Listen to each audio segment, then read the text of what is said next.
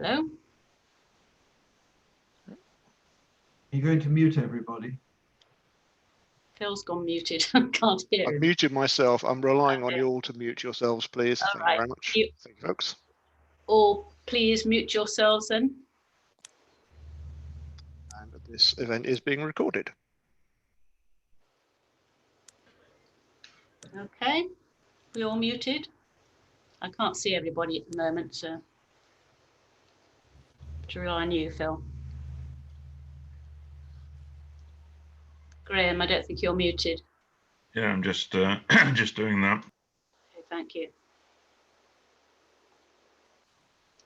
Okay, I'll just start talking whilst people are muting themselves. Right, this event is part of the wonderful York Environment Week, our first ever festival and our first and maybe last online festival. Just to make you aware, I will be recording this and the results will go up on YouTube shortly. If you don't want your face to be seen, please turn your video off and remove your name if you wish. My techie department will now mute you, that's already been done, and until the end when there will be a discussion. Please note this won't be a Q&A since I'm not an expert and I probably won't know the answer if you ask me a question. But please post things in the chat box at the bottom of your screen as they occur to you and we will try and get round to them. I've attended lots of Zoom presentations, but this is the first one I've been the presentee, so bear with me. It's also the first time I put on makeup for 6 months. Wish me luck. Right. Back in the 1960s, a strange thing started happening in the Netherlands.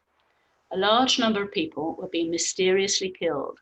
And by 1971, as people kept disappearing from the streets, that figure had reached more than 3,000, 450 of them children. Who or what was slaughtering these people, and who or what was responsible?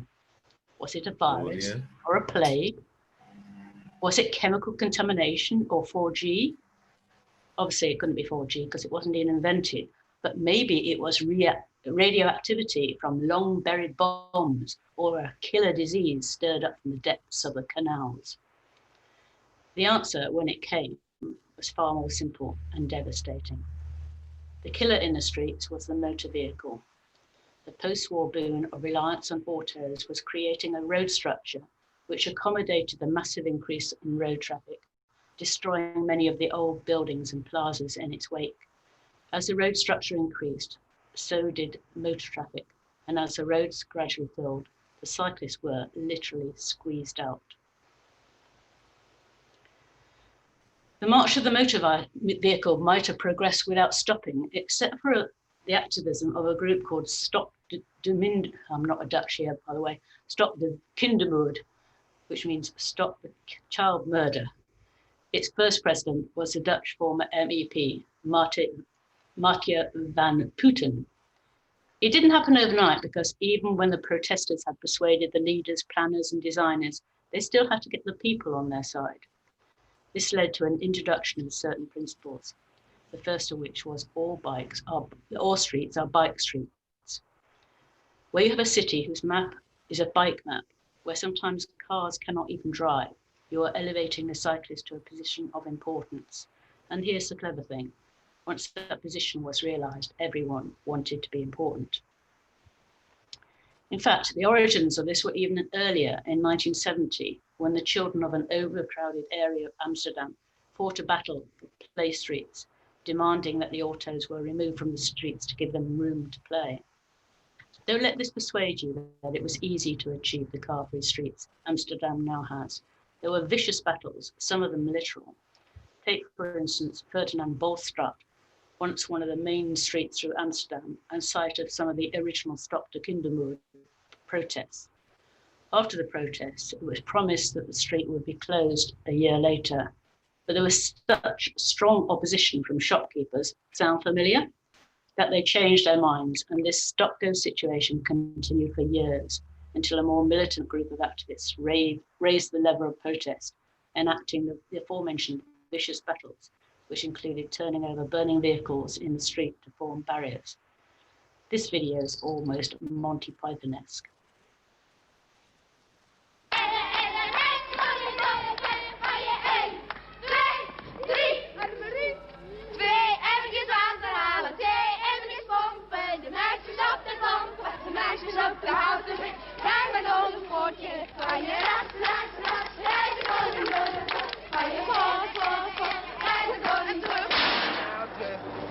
Hey,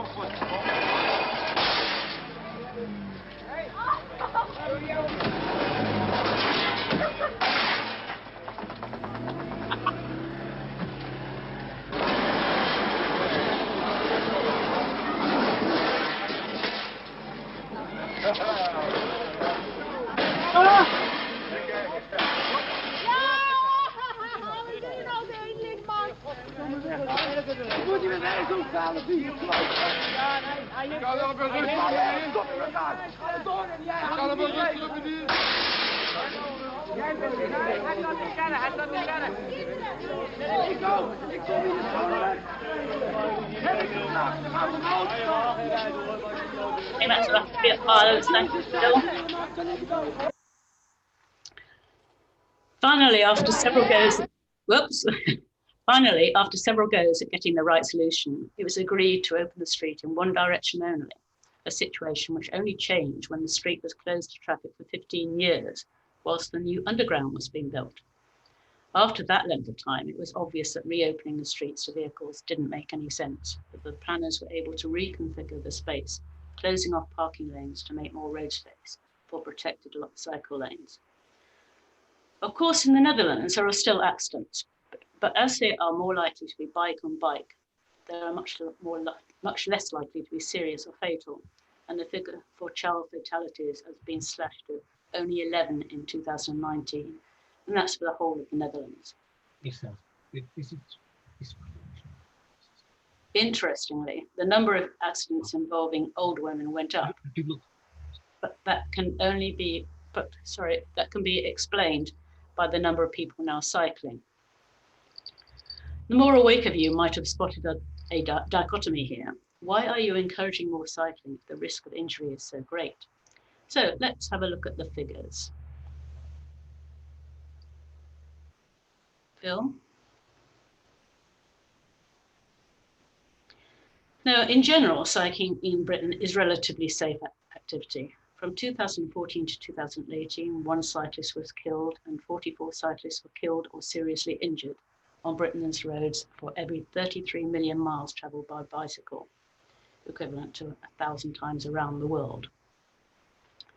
Based on figures from the English National Travel Survey, there were around 9 million cycle trips for every 1 cyclist fatality. Again, based on figures from the NTS, the general risk of injury for any severity while cycling was just 0.05 per 1,000 hours of cycling. And of course, there's the health benefits of cycling, which outweigh the injuries by between 13 to 1 and 415 to 1, according to various studies. Overall, then, they don't look too bad, do they? Not when compared to COVID-19, for instance. But it's what's happening to the campaign in Amsterdam that gets interesting. Yes, we think that Amsterdam has always been the beautiful city it is, but it's only recently become a city that's pleasant to stroll around in. And when that happened, tourism increased and businesses improved turnover. So why not York? Oh well, York isn't Amsterdam, people protest. Amsterdam wasn't Amsterdam then. Ghent wasn't Ghent then. Groningen wasn't Groningen then. Copenhagen, Budapest, Bordeaux, Dublin, Malmö, Prague, Strasbourg, Nantes, Barcelona, Berlin, Zurich, Utrecht, Paris. At the risk of sounding like a tour agent, these cities have all decided that the motor vehicle has had its day in their cities, and that if they are to survive as viable places to live, work and attract visitors, something had to be done. The voices are loud from shopkeepers who complain that closing streets will prevent customers getting to their businesses and will kill trade stone dead. But just to slip in an extra statistic here, the 2018 decision to limit vehicle access to the city centre in Madrid actually led to a 9.5% increase in retail sales on the city's main shopping street, the Gran Via. Citywide, the increase in spending was 3.3%. And it isn't just Madrid where this is happening. The problem, though, is that business owners are afraid to try. Let's take Copenhagen, for instance. 40 years ago, Copenhagen was just as car-clogged as anywhere else. But now 62% of residents arriving at work or education do so on bicycles from all over the metro area, an increase from 36% in 2012 when the council launched the 14-year plan. They use over 1,000 kilometres of bicycle lanes in Greater Copenhagen for their journeys, and there are 5 times as many bikes as cars. Copenhagenizing is possible anywhere by creating invisible, protected cycle lanes and massive bike parks next to stations. Expensive, yes, but if you put the money where you would have spent into new roads, into cycle infrastructure instead, it's actually cheaper.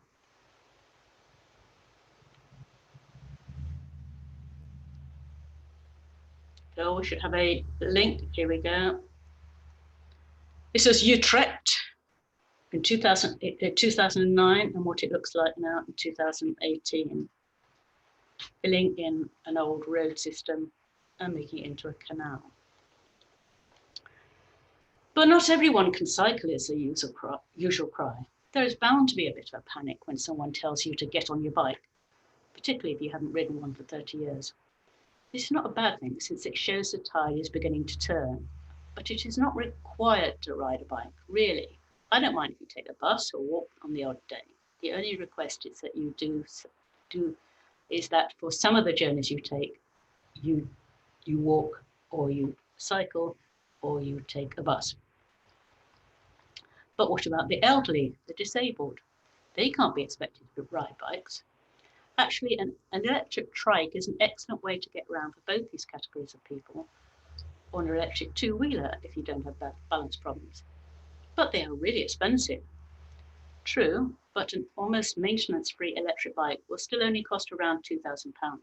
Compare that to the cost of a car, vehicle exercise duty, insurance and maintenance. There's also an increasing second-hand trade in electric bikes as they are now becoming more widely used. By the way, there's no such thing as a road tax since 1937. Anyone who pays or has paid tax, including cyclists and pedestrians, pays for the roads, as we all use them. It was replaced by vehicle excise duty and goes straight into the General Treasury Fund. So here's a way of getting around. It looks really fun for me.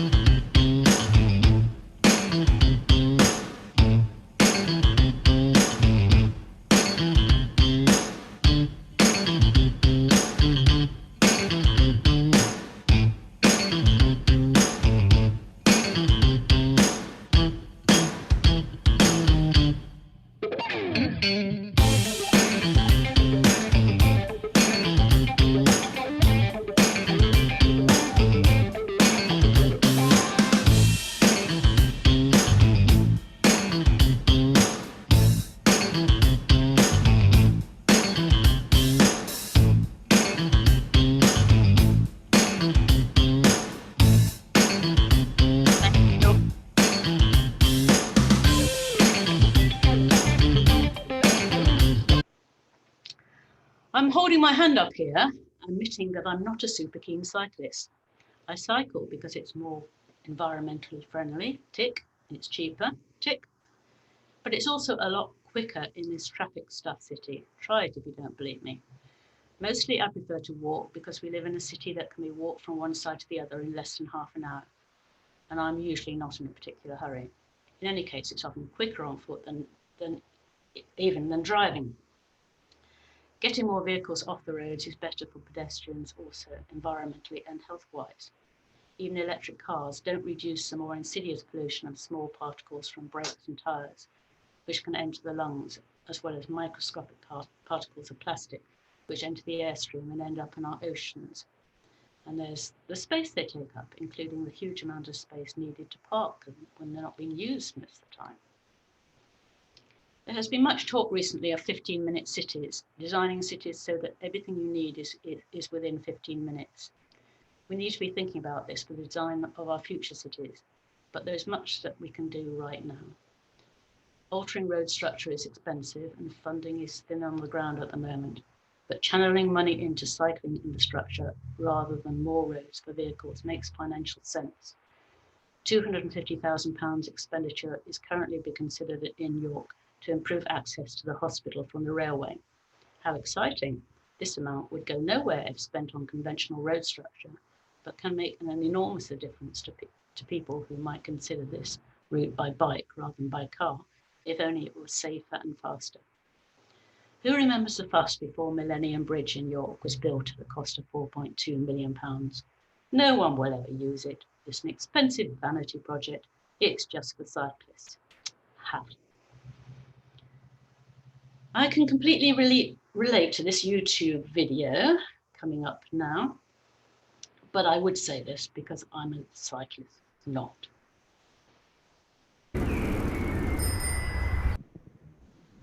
I am not a cyclist. I'm not particularly fond of bicycles. I don't care about the latest bicycle technologies. I don't read about bicycle gear. I don't watch bicycle racing. I don't go on vacation to cycle. I don't cycle for sport. There's literally nothing wrong with liking any of these things, of course. It's just not who I am. I do ride a bicycle almost every day, though, along with hundreds of other people who are also not cyclists. At least, not by the definition you'll hear in most English-speaking countries. Let me explain. I grew up in a typical North American car-infested city called London, Ontario, Canada. I and everybody else around me knew that bicycles were just for little kids. So when I turned 16, I ditched the bike, got a driver's license, and started driving a car, like the rest of the adults. Well, my parents' car at least. When I graduated university, moved to the big city, and started working, I took public transit to work. But there was a problem, because Canadian cities are built wrong and let their public transit vehicles get stuck in traffic. This meant that my commute was highly unreliable and sometimes painfully slow. I worked downtown and had no parking spot at work, not that I could afford a car anyway, so that option was out. So I did something I thought I'd never do. When I was 27 years old, I broke down and bought a bicycle. This made my commute to work a lot more reliable, but it was still pretty terrible. At the time, Toronto had very few bicycle lanes, certainly none along my route, and every ride was dangerous and stressful.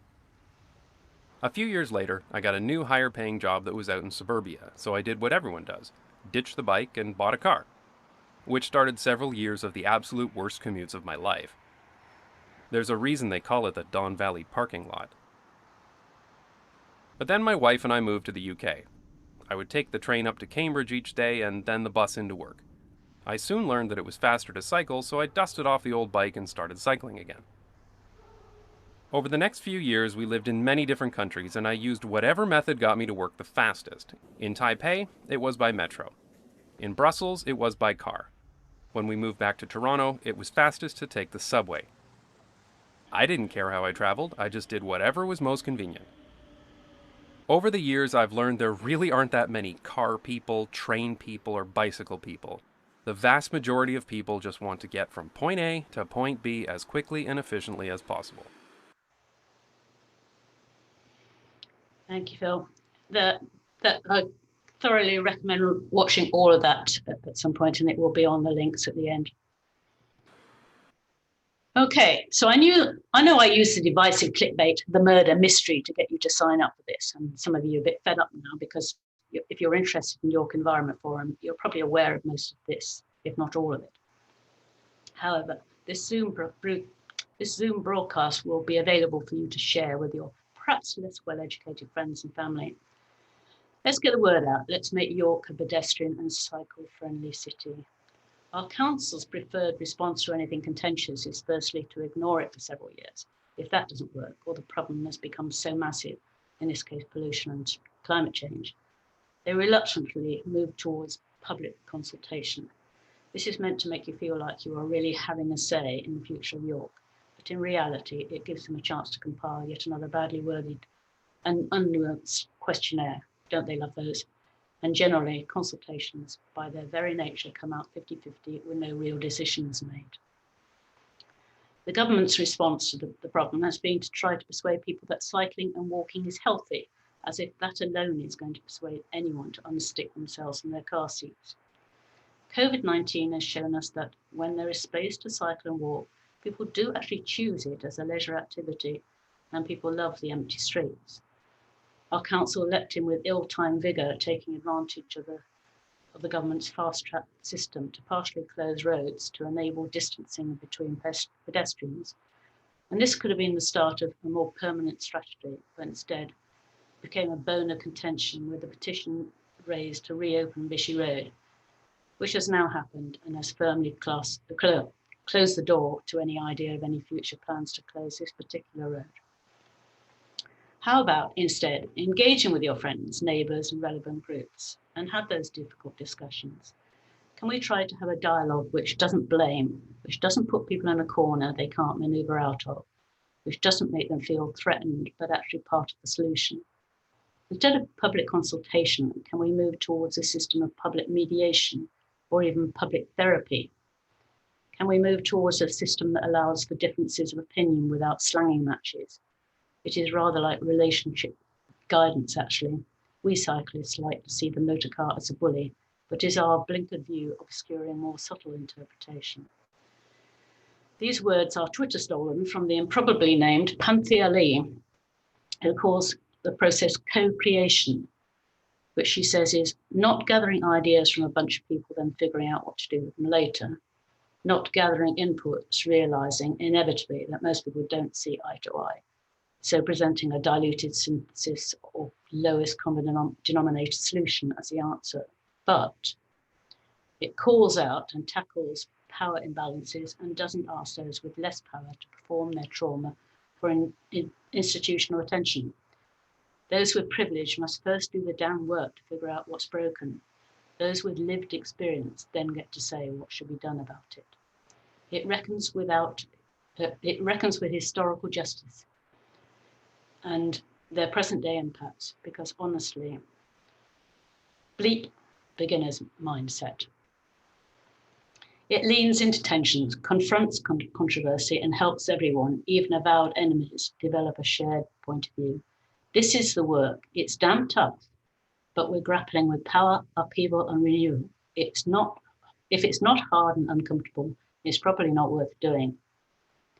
Because systems that enable and sustain injustice, inequality, oppression were intentionally designed. Futures that honor and protect justice, equity, liberation can also be designed, but it requires all of us. And finally, a tweet stolen from Sarah J. Barry. Your regular reminder that traffic is not a natural phenomenon that we have no control over.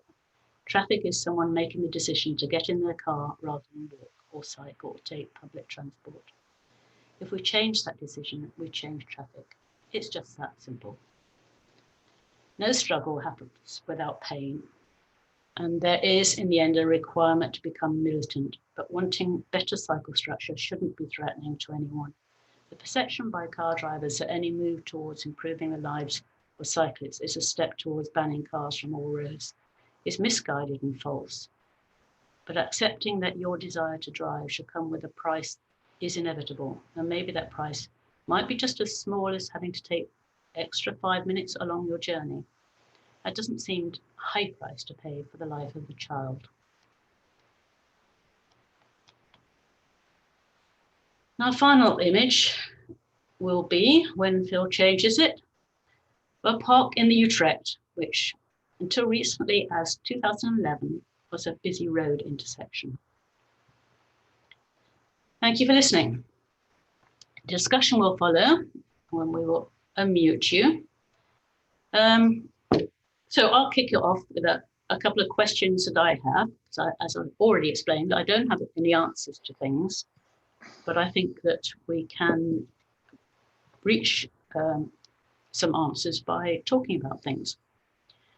So a couple of questions I have. What conversations happened in Amsterdam to achieve the results they have? I've not been able to discover this by doing research online. I wonder whether anybody has personal experience of this. And the other question I have is, elected mayors seem to be an integral part of change when it happens. Think of, for instance, Paris, London, Bogota. Is it essential really perhaps to have an elected mayor to make real change happen? I see we have a councillor in the audience, Annie Laborn. And we also have Professor Tony Mayer, who's retired Professor of Transport Studies. I don't want to pick on either of you particularly, but you may have some insights the rest of us lack.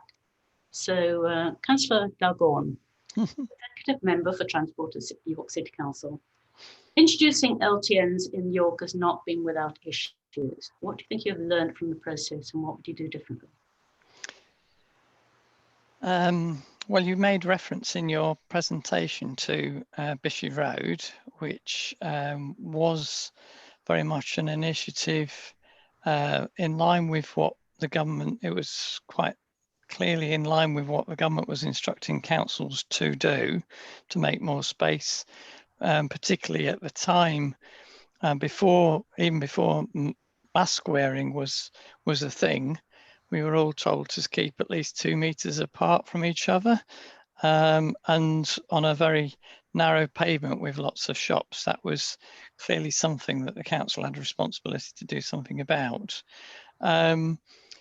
So that measure was put in place, and I wouldn't say that it was necessarily done in the most attractive and efficient manner, which would certainly be one learning point for the council, just to think about how do we create attractive pedestrian spaces, but nevertheless it was done using the mechanisms and the systems that we had in place at the time. The challenge then was that I think it was difficult for us to know at the time how quickly traffic levels would change depending on the various tiers, as we now call them, would be in place. So combination, the reason that measure was removed was a combination of, as you said, pressure on that, unforeseen consequences in terms of displacement of traffic onto side roads, but also scheduled, or I think it was scheduled, gas works that then impacted on traffic flows on the diversion route. So in a sense, that was a perfect storm of increased levels of traffic and obstructions to the diversion route that we had to address at the time. So that's the sort of a history of that particular instance. But I think a learning point, I suppose, would be that if we had a clearer strategy, local transport plan, walking and cycling infrastructure plan, call it what you like, but if we had a clearer strategy about what we were trying to achieve and were more able to communicate that to the general public, that it's not an anti-car measure, it's a measure to enhance active travel and provide attractive alternatives to the car, then we'd have been in a better position to put those measures forward rather than being seen as one-off piecemeal initiatives. Yeah, I do think that promoting a positive message rather than the negatives is always to be embodied. So that's more of a political perspective. Tony May will give you a technical perspective, if you like. Tony, would you like to say anything else? Well, a few thoughts. Thanks very much, Caroline. First of all, your elected mayor question. I remember, I think the very first bit of international work I did back in the mid-70s was for the OECD on a project called Better Towns with Less Traffic. So to an extent, there's nothing new in all of these arguments. They've been around for 45, 50 years. But one of the key things, we had 12 case studies from around the world. And one of the key messages was that the two things you need to have success are a committed politician who knows what they want to achieve and is prepared to do it, and an effective lead officer who will make sure that it happens. And that simple message has recurred throughout my 40 odd years of practical experience. If you've got those two together, then you can get things done. But there is the question, as Andy was hinting, as to what it is you want to get done. And one of the real difficulties with what's been happening over the last 9 months is it's all been bottom up. Let's do something at a particular location, and then hope it works and hope we don't get too many brickbats, rather than, as Andy was saying, thinking in a more holistic way at the same time as to what do you want to try to achieve, and developing a strategy and then demonstrating that the groves isn't just a nuisance to a few drivers, but it's part of an overall strategy and that there are alternatives. The other thing I just wanted to flag, you were talking about the role of co-creation, and there's a very interesting ladder of public involvement from Arnstein and the more recent International Association of Public Participation hierarchy. And they both have 5 levels, and co-creation is at the top, and cooperation is the next one down. And towards the bottom are information and consultation. What we tend to do is either inform, this is what we're going to do, or consult, this is the bright idea we've had, now what do you think about it? And both of those end up typically with a negative response. I wouldn't do that because, or what on earth are you imposing this on me for?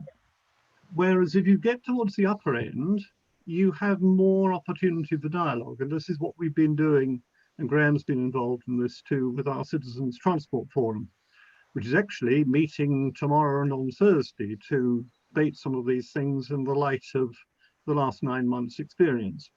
And what we found from that, getting 100 people together in 15 groups of people in February, was that although people come from very different backgrounds, when they discuss the problems together, you get a lot more consistency of view and a much more collaborative approach to solutions. And that I think is a way in which we can help Andy and his colleagues just to understand that there may be antagonism out there, and there's a lot of antagonism in social media. But if you have a discussion, you're likely to get much more accord as to what's needed. Phil.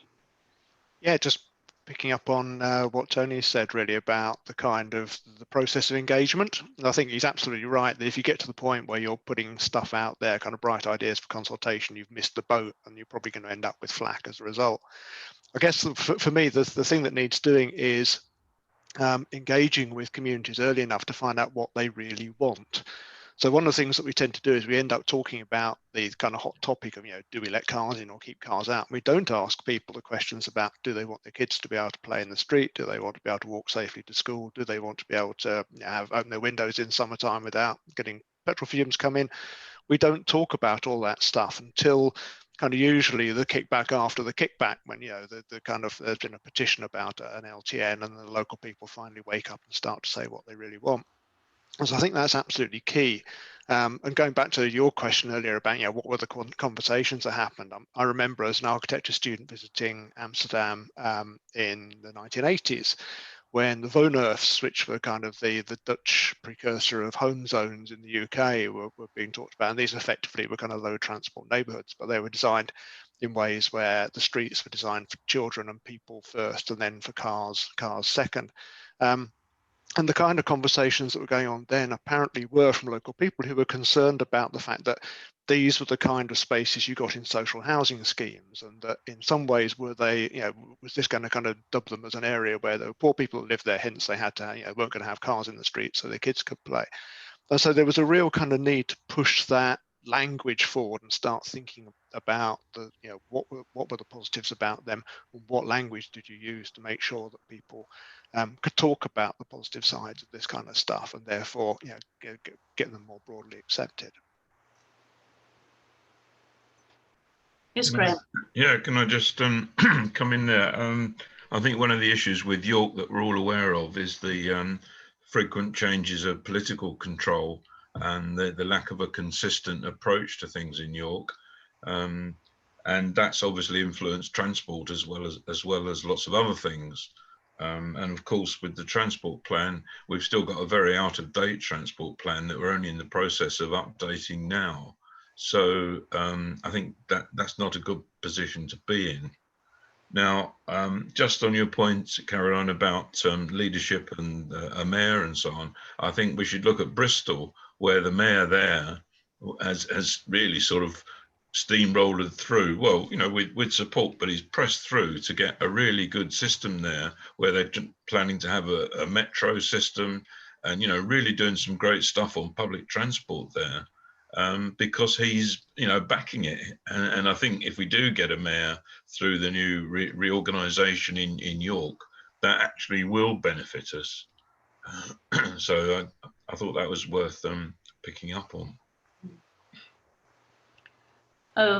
Though, I mean, London has a mayor, and the Kensington High Street has just been reverted back to non-cycle lane.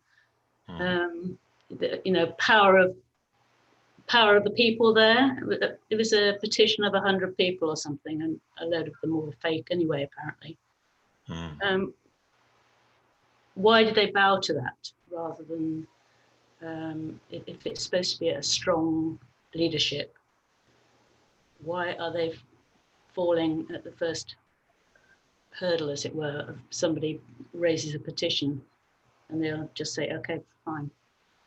Well, I could give you a crazy local example here where I live in Copmanthorpe, where the council wanted to put improved street lighting in, and it only went through on a very close decision because I think about 2 people objected, you know, just to improve street lighting, you know, and they were really taking the 2 objectors as a really serious, you know, reason not to do it.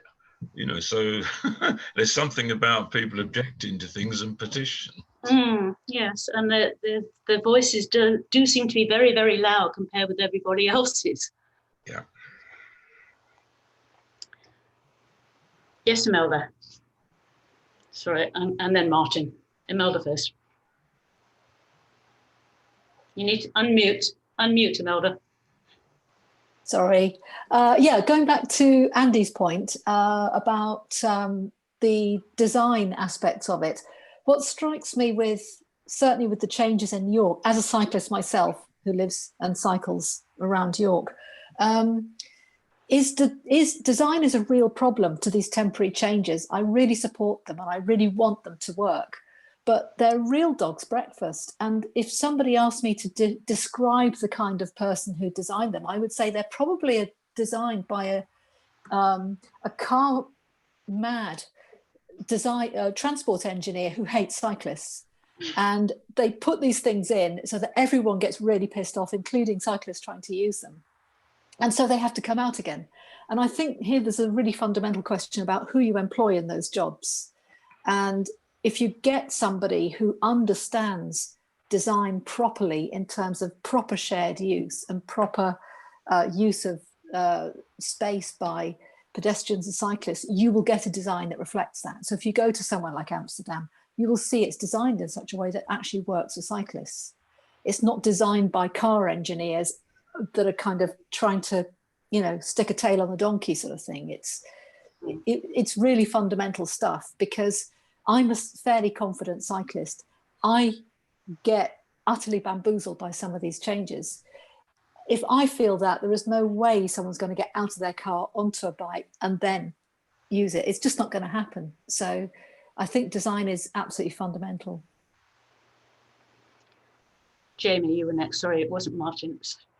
You had your hand up, I think. Oh, that's okay, Caroline. Thank you. Well, I'm glad Imelda spoke first, because I was about to say I'm conscious I'm the 5th man in a row to speak. So it's good to hear a female voice, certainly before mine.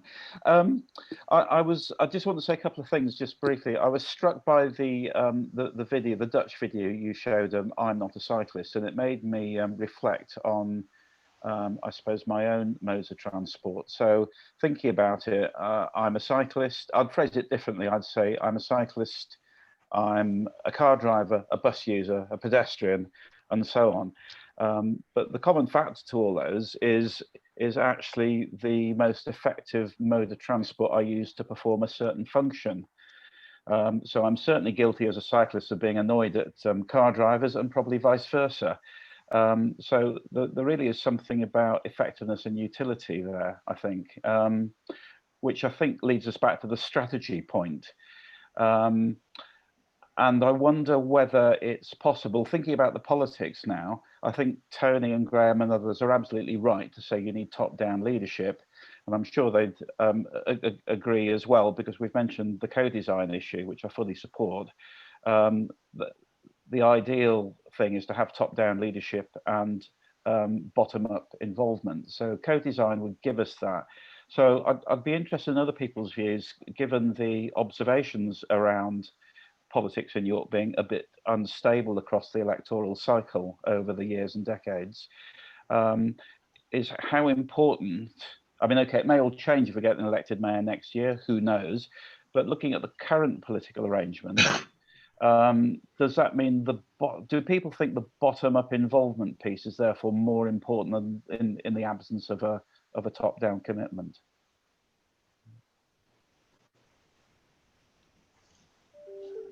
I think it is. I would say yes, definitely. Yes, Tony.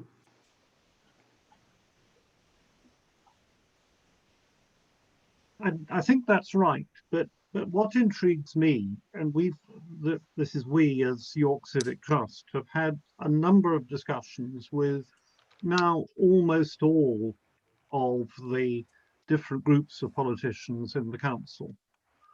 And actually, when you look at what they think is suitable, something like 85% of the list is common ground. And it's the other 15% that cause all the friction.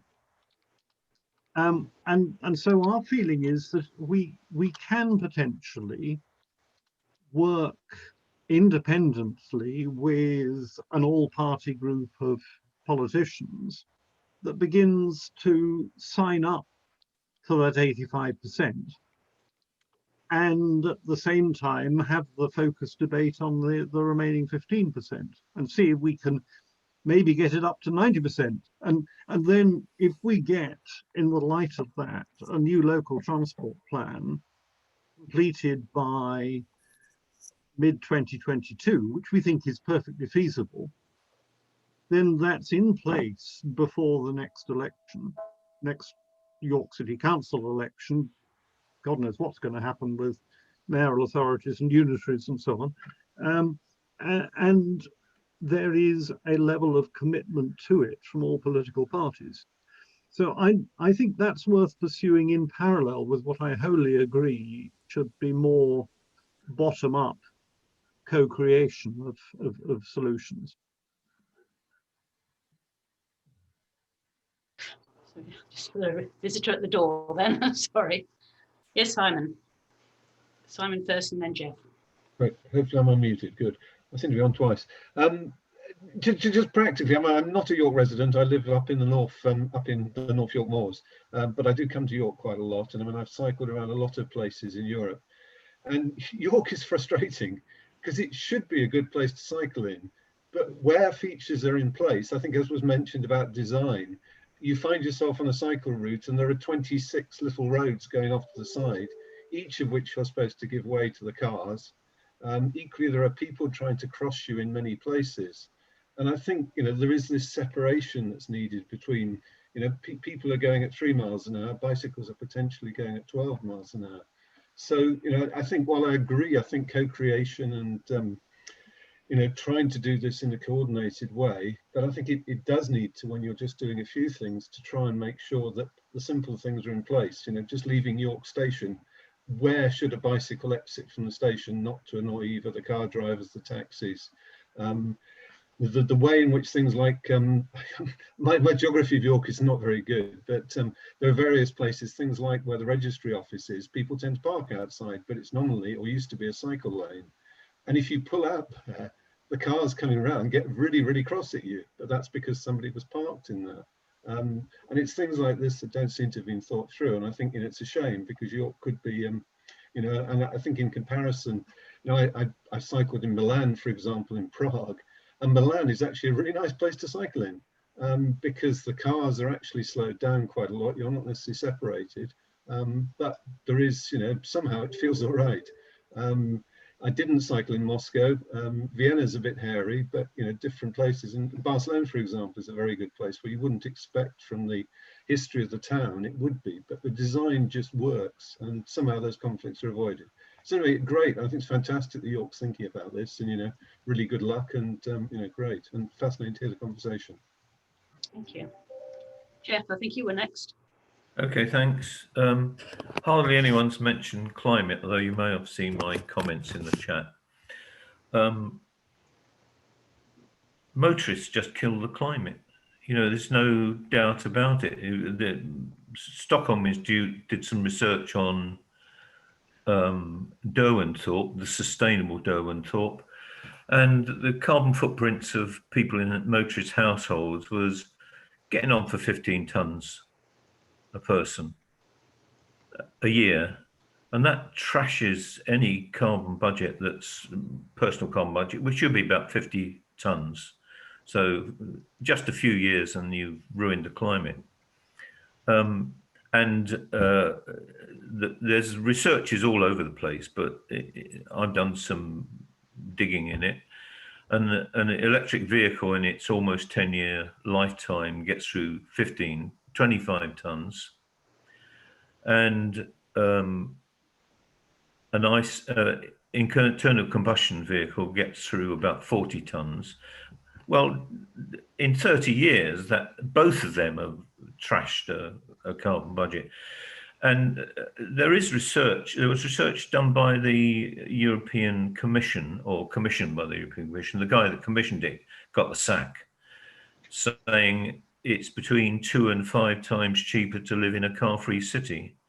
Now we're all getting poorer, particularly poor people are getting poorer. Why don't they have cheaper places to live? And cheaper means getting rid of the cars, because if you have cars, you can't have local shops. The 15-minute city's out the window. Now, I know we're in a very difficult political situation. And if you look at John Burke in Hackney, he's having a hard time, death threats, getting his low traffic neighborhood going. And I wouldn't like to be awful to those people in Copmanthorpe. Sorry, Graham, that all have cars, and at the moment Copmanthorpe's not really designed to be no car. We've got to get planners, some real vision in town planning, and mix in the legal stuff and the economic stuff to redesign our lifestyles, because we're way over budget for any decent survival with the climate. Whatever budget you take, a motorist household's going to trash it. And it would be very nice if York or whatever would actually say what the carbon budget. If you declare a climate emergency, you ought to say what that means by saying what is a target carbon budget. And my guess would be 50 tons. That's probably a bit optimistic. But when motorists get through 15 tons a year, then we've got to do something serious. Agreed, the politics is very difficult. Yes, Bill. You're muted. Oh, now though. Yeah, just following on what Jeff said, really, I think that, I hear everything that he says. I think there are possibly kind of two things that we need to think about here. One is about how you make it easier for people to get around on foot, by bike, by sustainable means. But the second is how we reshape the cities so that we don't have to get around as far as we currently do. So part of the kind of the thinking around 15-minute cities is we've built York now, so it's all out there. But how can we start to change things to enable shorter need to travel less? One of the things that's happened historically has been that corner shops disappeared. For example, go around any kind of Victorian part of the town and you'll see lovely kind of corner end properties where there clearly was a shop front there at some point. It's gone. And how can we, using planning policy, start to try and encourage back into those neighborhoods, the kind of mix of uses that's been washed out by everything becoming housing, in order to try and create shorter journey times for people, so that people don't have to go out to the ring road to do their shopping every time, or don't have to go into the city centre to do their shopping every time, but there are local shops. How can we? I think it's a kind of twofold thing about making it easier, but also we do need to think about what we can do. And I mean, if you look at the pressure, what's driven that? Presumably that's about the fact that people generally have got a car to leap into and they're happy to clear off to the Monk's Cross or wherever, but also that the cost of housing is so high that housing just trumps everything. And as a consequence of that, there are fewer opportunities to provide other uses within neighborhoods because everything gets turned into housing. And so there's this kind of almost joining the dots. You start to realize that in fact we need to provide more housing in order to enable our existing housing areas to become more varied, and therefore to provide for the kind of 15-minute neighborhoods that we're talking about. I think it's both about making it easier to move, but also providing stuff more locally for people to get to. Anybody else want to come in before I let Jeff back in? Okay, Jeff, go ahead. Thank you. Parklets are a good idea. Every so often, sorry, turn the washing machine off. Parklets are a good idea. You can take up a parking space and put bicycle parks on it, or as many shops are doing, outside spaces so that you can have a coffee without catching coronavirus.